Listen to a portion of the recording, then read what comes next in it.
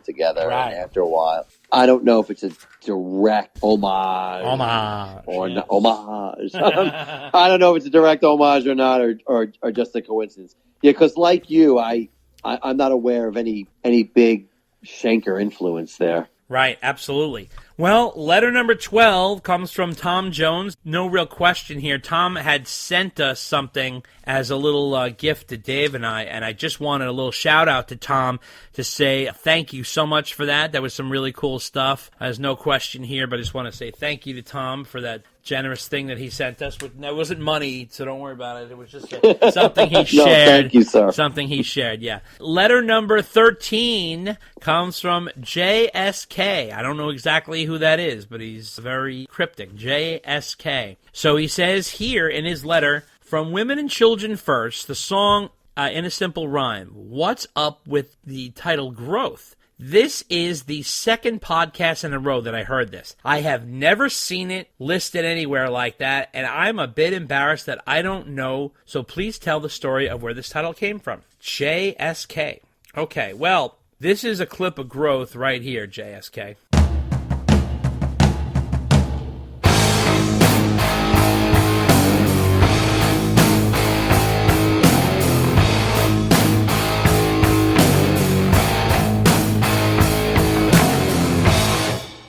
Okay, so this is at the end of the album, and it was supposed to be a teaser leading into Fair Warning with the next record. So, like, the next record, which is Fair Warning from 1981, was supposed to start with that song. But as Eric said in his letter, Van Halen's not exactly a stickler for details. So they had a cute idea and then never followed through. But here's the weird thing about Growth, Dave. They played it in concert a lot. I never understood that. Yeah, they did do that. They did throw a clip in there before, like, usually, like, it was before Ain't Talking About Love. Right, sometimes, yeah. It's like right? a little, it was like a mini jam. Yeah, it's like a quick jam. Yeah. Very I strange. forget where it was revealed that it there was actually a title to that. I don't think it was officially named Growth. Eddie No, it called wasn't. It wasn't, but somewhere Eddie along said the it way was a during an song interview or about something like growth. He said, I think the quote from Eddie was, it's a song about growth, and then everybody just started calling it Growth. Oh, okay. Yeah, it was kind of weird. I don't know. But I always thought that maybe they could have revisited it when, like, they revisited some of their old ideas on a different kind of truth. That would have been kind of cool if they made a song out of that, but who knows? Yeah. I don't even know if they tried, but you never know. So, we're on to letter number 14 from Charles Hottleman from Arizona. Just listened to your August podcast, and it was great as usual. Just wanted to tell you loud, Dave, that his impersonation of David Lee Roth is spot on. Don't listen to the haters that say otherwise. I think you should do the voice for a full segment on your next podcast. Maybe have Quiet Dave do an Eddie Van Halen voice. Thanks, Charles Hottleman from Arizona. Well, here, Charles, here's a little David Lee Roth quote for you. Music is like girlfriends to me. I'm continually astonished by the choices other people make. I love that quote. And Dave, can you do an Eddie Van Halen impersonation? Or? I cannot. You have to be the impersonator on this show. All right. All right. Letter number 15 as we move on to letter number 15.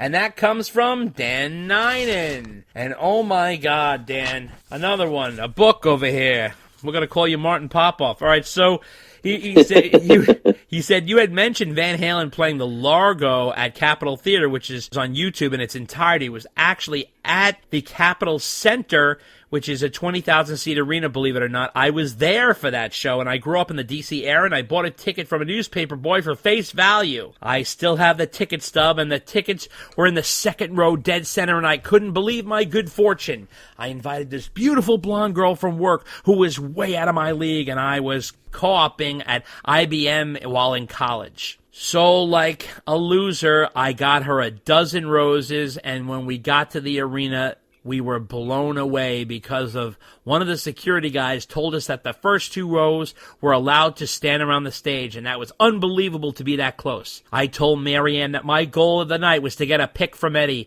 and that became her mission in life for the evening. Eddie threw a pic, and Marianne shoved a bunch of guys out of the way to grab it, and I couldn't believe it. Then she handed me the pic, and I was disappointed because when I read it, it didn't say Van Halen on it. It just said Ernie Ball M, but of course I was overjoyed to have it. This was back in the days when you couldn't even take pictures at concerts, and I snuck in a Kodak disc camera. I took a bunch of photos, and believe it or not, I had just replaced a full disc with a blank one when as a large security guy came over to me and said, give me the camera or the film. Knowing that I had already taken a bunch of great photos and the film in the camera was blank, I pretended to object, but he was adamant, and I gave him one or the other. So I opened the camera and gave him the disc. Sometimes I wonder if perhaps he was watching me the whole time and purposely waited until I changed disc to accost me. The photos I got were incredible. My friends who saw them told me that they were so close it looked like the band was playing in my living room. I need to find them so I can send them to you. By the way, the Capitol Center was demolished. They put up a mall, which itself was demolished years later. Concerts in the D.C. area, including Van Halen, now take place at the Verizon Center in downtown D.C. Dan Ninen. Dan is the comedian who actually helped host the Eddie Van Halen festival that was in Connecticut. Remember that, Dave? Dave's already asleep. Oh, my God, we lost him. No, I'm trying to... I think that's the one I missed, right? Yeah, well, you couldn't go, so we sent Dan, remember? Oh, that's right. That's yeah. right. That's yeah, right. He That's filled right. in. Yeah, Dan yeah. filled in, and he was nice enough to do that. Dan, I'd love to see those pictures, man. So see if you can find them. And seeing the 1981 tour would have been a dream. I think Van Halen was at their peak powers. And if I remember correctly, if I'm ever in the presence of getting into a DeLorean and going back in time, I would have gone back to October 1981 when Van Halen opened for the Rolling Stones on the Tattoo You tour in Florida. And that's where I would go back to, and Dave and I would have a party, and we'd... Yes, for sure. Yeah, that's for sure. That'd be unbelievable. What do you think of that, the story there, Dave? A very interesting story. I agree about the 81 show, for sure. Oh, yeah. Yeah, we got it. So now we are on to letter number 16, and that comes from Brad Kozo from Burbank, California. And do you know why Burbank, California is famous, Dave? Why? That's where they had The Tonight Show with Johnny Carson and Ed McMahon for many, many years.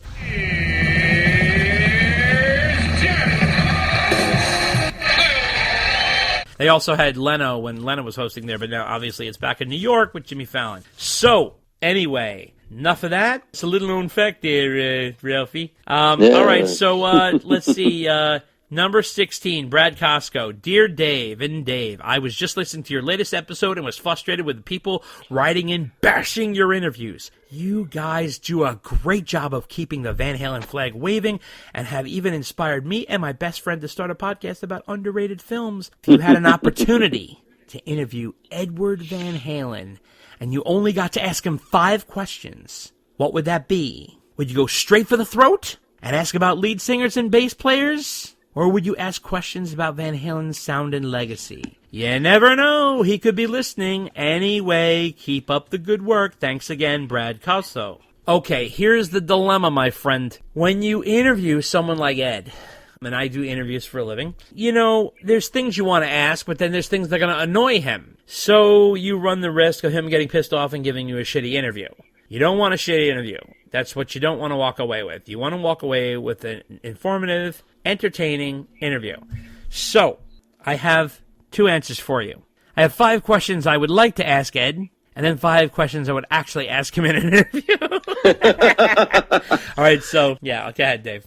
No. I was going to say, yeah, because if you start off with you can't. You know, hey, what's your beef with Michael Anthony? Right. That's the end of the interview, right? No, you can't. Well, first of all, it's not even so much the end of the interview. He's not going to respond well to something like that. There's no set of circumstances where Eddie's going to properly answer that question. You know what I mean? It's not going to be like, well, here's the deal with Mike, and here's why. You know, like, he's not going to do that. He's not going to do that. So these are the questions I would ask him, like, if I'm trying to be above board and straightforward about, you know, maybe getting some interesting answers. Okay, number 1, I'd ask him about his relationship with Dave. And I don't mean personal, I mean musical. Like, there's obviously a very unique and kinetic energy between his music and Dave's melodies and lyrics. And I would ask him about that chemistry there and what makes that so special. Number 1, I'd ask him about that. I'd ask him about how working with Sam is different. Again, no personal stuff, just the work.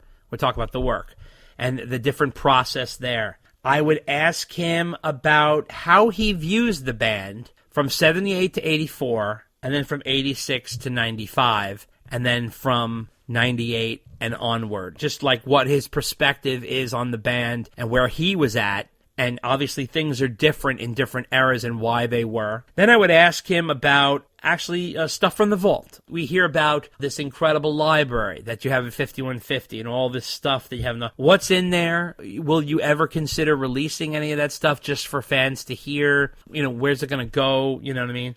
And also would ask him about Van Halen's legacy. I would ask him about, obviously, we're looking back at a body of work at this time. We're looking back at, obviously guitar wizardry, and we're looking back at hit singles and success and millions of albums sold and years of tours and, what his perspective is, like where he feels they stand in history. Van Halen is sort of a strange band in that it's got one foot in the 70s and one foot in the 80s. Van Halen is not a hair band. And Van Halen has its roots in the 70s. It's a 70s band. It started in the 70s. It formed in the 70s. They became Van Halen in the 70s. Then they moved into the 80s. But when Van Halen is looked at in the perspective of the world, they're known as an 80s band. That's not exactly true. And it's sort of like a strange, funny thing. You know what I mean? And really the only quote-unquote 80s feel that you get in Van Halen comes in with like Jump, which is fine, and it's great. I mean, Jump is a defining song of the 80s. If you had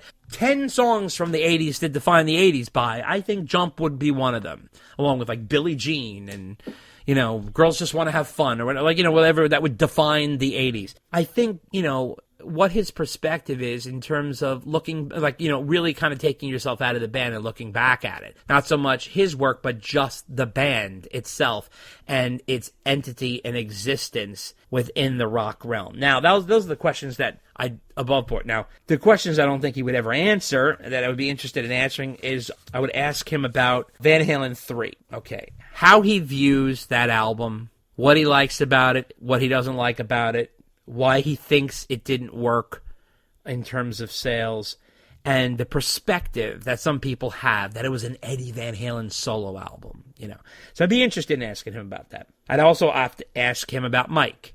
Mike seems to be a very easygoing, hardworking guy, great bassist, great background vocalist, seems like the easiest person in the world to work with. I mean, Mike is like as easy as eating a vanilla ice cream cone. It's just he's smooth and goes down easy. Everybody loves Mike. So, what's the rub there? You know what I mean?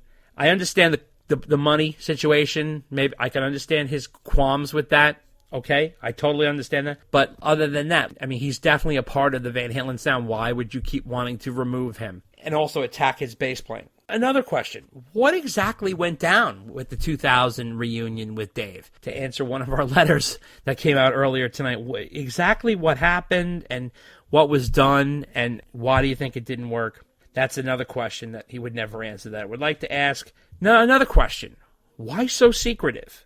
Why are you not in more communication with your fans? There's an entire body of Van Halen fans from all around the world just using this podcast and our listeners as a very, very small sample of those people, okay? We have people from all over the world. We have a Peter from New Zealand who just wrote us. We had people writing us from Sweden and Australia, all over the place. England. There's a guy from the UK later in the letters. I mean, all they want to be is a fan of this band, is be a part of this band. Why not? Why not be more communicative? Why not be more open with your fans? And another question I would ask is, what exactly is going on with your health? Are you okay? What happened? And is Van Halen over? So there's the interview. I don't think that'll ever happen. I don't think he's going to answer any of those questions, but I think that would certainly be intriguing. You have any questions you'd like to ask him?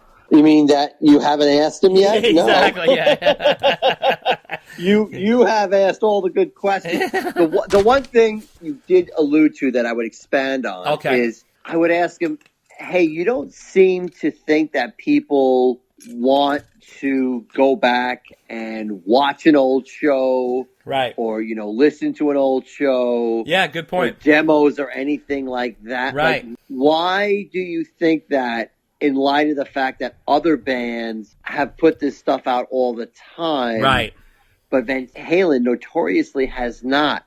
Right. And so why is that? But why do you think that fans aren't interested? Yeah, that's a good question. I like that too. Yeah, for sure.